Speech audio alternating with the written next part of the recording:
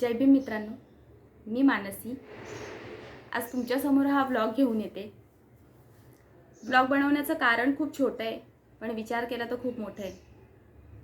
मित्रांनो, आपल्या आयुष्यात असं काही चालू आहे की आपलं स्वतःचंही काय होईल काही सांगता येत नाही. आयुष्य खूप कमी झालं आहे आपलं, कारण खूप माणसं आपल्यातून निघून जायला लागले. कोणावर कोणतं संकट येईल कोणी सांगू शकत नाही. आज मी तुमच्याशी बोलते, उद्या मी नसणार. किंवा आज तुम्ही माझा ब्लॉग बघत असतील, उद्या तुम्ही नसणार. काहीच सांगता येत नाही. क्षुल्लक गोष्टीवरून माणसं जायला लागले. कुणाला ताप आला, माहिती पडला आज ताप आलाय, संध्याकाळपर्यंत तो ऑफ झालाय. चक्कर आली, संध्याकाळपर्यंत तो किंवा सकाळपर्यंत तो ऑफ झालाय. हॉस्पिटलमध्ये नेण्याआधी किंवा हॉस्पिटलमध्ये नेल्यानंतर अटॅकचे प्रमाण तर एवढे वाढलेत की अटॅकमध्ये माणसं जायला लागले. पुरुषांचे प्रमाण त्यातूनही जास्त. पुरुषांना जास्त अटॅक यायला लागले. करते कमवते पुरुष घरातून जायला लागले. हे कशामुळे हे मला नाही माहिती, पण मला फक्त एवढं हा व्लॉग मी ती माणसं कशामुळे जायला लागलेत हे सांगायचं नाही. मी हा व्लॉग ह्याच्यासाठी केला आहे की आपल्याकडून विचार केला तर काहीतरी मदत होऊ शकते. तुमच्या आमच्याकडून त्या माणसांना काहीतरी मदत होऊ शकते त्याच्यासाठी. तर मित्रांनो, जेव्हा घरातली व्यक्ती मयत होते, तो पुरुष असू द्या अथवा महिला असू दे, संकट हे सगळ्यांवर सारखंच येतं. एखाद्या बाईचा नवरा गेला असेल तर तिच्यावर खूप मोठं संकट येतं, आणि एखाद्या पुरुषाची बायको गेली असेल त्याच्यावरही मोठं संकट येतं. पण जेव्हा करता कमवता पुरुष घरातून निघून जातो तेव्हा ती बाई काय करणार?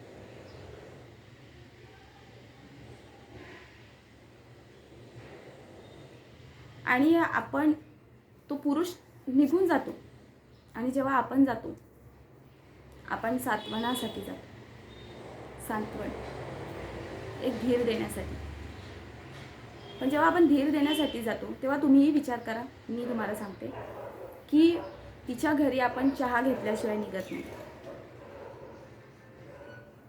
जर दुपारचं जेवण झालं, दुपारचं जेवणाचा टाईम झाला तर आपण जेवण करून निघतो.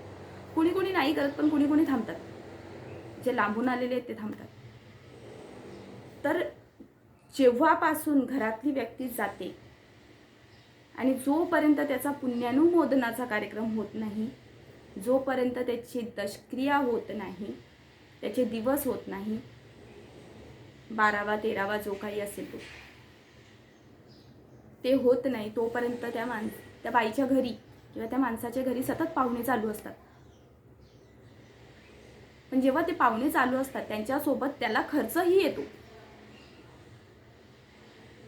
आता तुम्ही बोलतील की काय एवढा खर्च येणार आहे? आपण त्यांच्या घरी चहा नाही पित, पण येणारे दुसरे पाहुणे त्यांच्या घरी चहा पितात. येणारे दुसरे पाहुणे त्यांच्या घरी जेवतात. जो साठवलेला पैसा असतो ना, एवढ्या दिवसात त्याचा साठवलेला पैसा त्या दिवशी तेव्हा हळूहळू तो निघून जातो. आणि जेव्हा रात्र आपण करतो, पुण्यानुमोदनाचा कार्यक्रम करतो, तेव्हा रात्री 1500 माणसं असतात. पुण्यानुमोदनाच्या दिवशी जेव्हा आपण दशक्रिया करतो, जेव्हा आपण त्याचे दिवस करतो, जेव्हा 12वा करतो 13वा करतो, जो काही प्रत्येकाच्या ह्याच्यानुसार वेगवेगळे हे असतात, तेव्हा खूप सारी माणसं, निदान 500, 1000, 1500, 2000 पर्यंत माणसं येऊन जातात.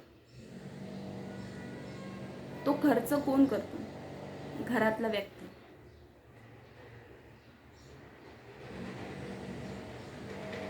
तर हे जेव्हा सगळं खर्च होतं तेव्हा त्याच्याकडे साठवलेले जे पैसे असतात, पाहुणेही करत असतील मदत, नातेवाईकही करत असतील मदत, पण जेव्हा त्याच्याकडे जे साठवलेले पैसे असतात ते एवढ्या दिवसात साफ होतात. तर मित्रांनो, मला फक्त एवढंच सांगायचं आहे की जेव्हा आपण त्यांच्याकडे बसायला जातो, किंवा जेव्हा आपण त्यांच्याकडे पुण्यानुमोदनाचा कार्यक्रम असतो त्या दिवशी जातो, जेव्हा आपण त्या व्यक्तीचे दिवस करतो, त्या व्यक्तीचा पुण्यानुमोदनाचा कार्यक्रम करतो, त्याचं 14वं 12वं 13वं जे काही आहे ते आपण करतो, त्या दिवशी रात्री आपण तिखटाचं जेवण करतोय त्यांच्यासाठी. तर त्या तिखटाच्या जेवणासोबत ज्याला आहे, हे बघा, मी हे नाही म्हणत की तिखटाचं जेवण, ज्या घरातला व्यक्ती जातो ना तो तिखटाचं जेवण जेवत नाही, तो जेवत नाही, तर ते तिखटाचं जेवण करण्यापेक्षा जेव्हा आपण तिखटाचं जेवण करतो तेव्हा तिकडे आपण 1000 1500 2000 रुपये काढतो एका घरातून. मग मला एकच सांगायचं मित्रांनो, मग जेव्हा आपण ते पैसे काढतो ना, मग ते आपण सगळे पैसे जमा करून त्या घरातल्या माणसाच्या हातात का नाही देत? आपल्याकडून थोडीशी मदत होऊन जाईल त्यांना. आपण जेव्हा बसायला जातो, मी असं नाही म्हणत की तुम्ही तिकडे 1000च रुपये द्या, तुम्ही 2000 रुपये द्या, तुम्ही 5च द्या. आपल्या ऐपतीप्रमाणे मित्रांनो, जसं आपल्याला जमेल, 100 असू दे, 500 असू दे, 1000 असू दे. 100 रुपये आपल्यासाठी खूप मोठी गोष्ट नाही आहे किंवा खूप मोठी अशी रक्कम नाही आहे. 500 रुपये पण आत्ताच्या काळात 500 रुपये पण बघायला गेल्यावर आपल्याला ते जास्त रक्कम नाही आहे. तर आपण आपल्याकडून जेवढी मदत होईल आपल्या ऐपतीनुसार आपण त्यांना देऊ शकतो. आपले गेलेले पैसे आपल्याला परत मिळतात. ते 2 दिवसात, आठवड्यात ते आपल्याला परत मिळतील. पण जी मित्रांनो आपण जी मदत केलेली असते ना समोरच्या व्यक्तीला, तो व्यक्ती ती मदत कधीच विसरत नाही, कधीच नाही. तो शेवटपर्यंत ती मदत लक्षात ठेवतो की ह्या व्यक्तीने किंवा अशा लोकांनी अशा वेळी मला अशी मदत केली होती.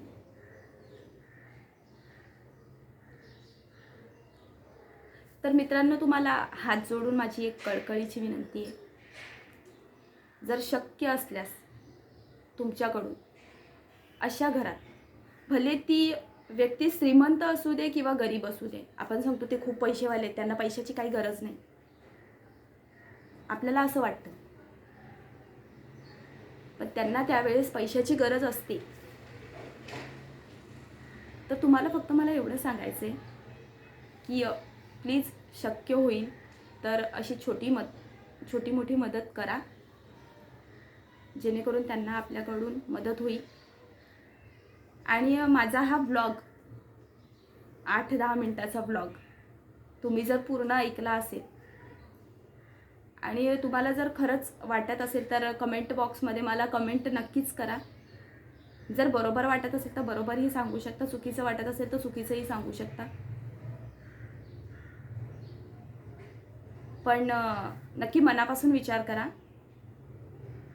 आणि शक्यतो जी काही मदत होईल आपल्याकडून ती त्या परिवाराला आपण करू, एवढं सांगायचं. जय भीम, जय शिवराय.